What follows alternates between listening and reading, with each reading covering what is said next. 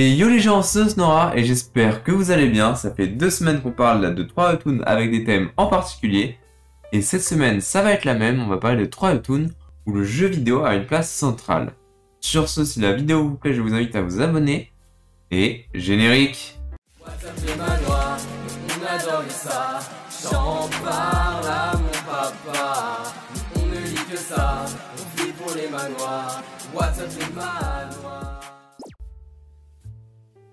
En premier webtoon, on va parler de The One in the 7 Million Irregular, qui est un jeu VR avec comme genre action, aventure, fantastique. Avec un concept, ma foi, plutôt original, notre héros est, comment dire, allergique aux jeux VR. Et il finit, du coup, par s'évanouir après quelques minutes de jeu. La raison, c'est simple, notre héros est atteint du syndrome d'hyper-immersion.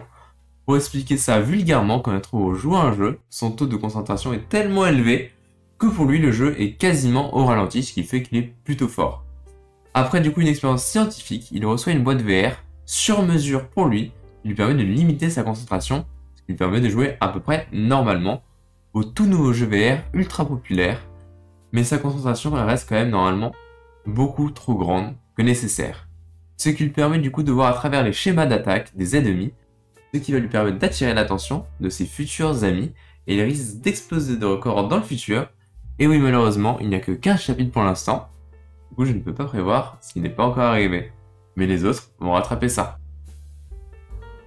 En deuxième, on a Capture the Golem and Escape Poverty, qu'on peut traduire en Capture le golem et échappe à la pauvreté, ce qui est beaucoup moins stylé.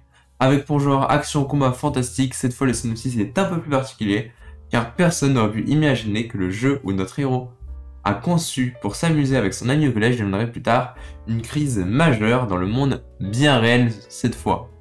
En plus de ça, notre héros, Tae-jun, qui a vécu une vie assez difficile, doit s'occuper de sa jeune sœur et malheureusement perd toutes les économies à cause d'une fraude de bail. En désespoir de cause, il jure qu'il aimerait bien que tout le monde meure. Le mec est un peu vénère. En regardant Namsan, pour ceux qui savent pas, c'est une tour impressionnante en Corée. Malheureusement, le lendemain, un gros cratère s'est formé à Namsan. Plutôt, plus rien. Et soudainement, du fond de ce gouffre, il y a des golems qui en ressortent et qui ont commencé à apparaître un peu partout. Ça peut rapporter beaucoup de tuer ces golems, mais malheureusement, c'est très dangereux. Pour une raison inconnue, le monde est devenu un enfer, mais Tae-jun réalise que ces golems ressemblent beaucoup, mais vraiment beaucoup, au jeu auquel il joue actuellement. Et c'est pas un jeu fantasy sympa, c'est juste un Elden Ring. Genre, un jeu où tu meurs vraiment 80% du temps. Et il y a cette fois 38 chapitres, car la saison 1 vient à peine de se terminer. Petit bémol, c'est pas les plus beaux dessins que j'ai connus, mais il y a pire. Mais là aussi, bien mieux. À vous de voir votre limite visuelle, perso je suis milieu, du coup, pas de problème pour moi. Tant qu'on parle de ma vue, je vois peut-être pas grand chose, mais ça a pas l'air d'avancer beaucoup. Là, je vois toujours pas les 1000 abonnés. Non, en vrai, je rigole. Mais abonne-toi. Non, en vrai, je rigole. À moitié. Mais sinon, abonnez-vous, car 60% des gens qui regardent mes vidéos ne sont pas encore abonnés. Donc, on pourrait vraiment atteindre les 1000 abonnés si vous cliquez sur le bouton rouge. Sur ce, on continue avec It All Start with a Playing Game. Seriously. Oui, c'est stressant de pas m'entendre pendant 2 secondes. Il est encore moins dans la joie et la bonne humeur que les webtoons d'avant. Vous allez capter avec pour genre action, science-fiction, notre héros est ce qu'on appelle un joueur occasionnel. En gros, il a une vie de bâtard. Le mec sort tous les jours. Ou je sais pas, où il travaille.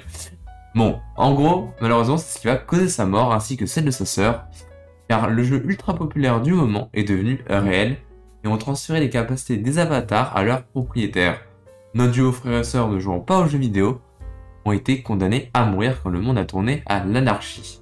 Mais à sa mort, notre perso va se retrouver à la date de la sortie du jeu, car il a une seconde chance qui s'offre à lui. Il va commencer à farmer les niveaux et les techniques secrètes pour pouvoir protéger sa sœur quand le monde de jeu deviendra réel.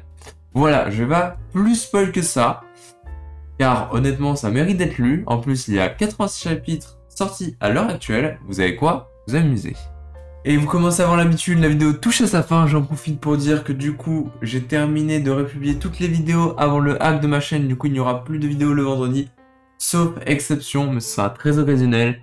Sur ce, je vous dis à lundi prochain, et abonnez-vous les BG. N'hésite pas à t'abonner, je te le demande s'il te plaît, car cela pourrait bien aider. Et n'hésite pas à supporter. Like.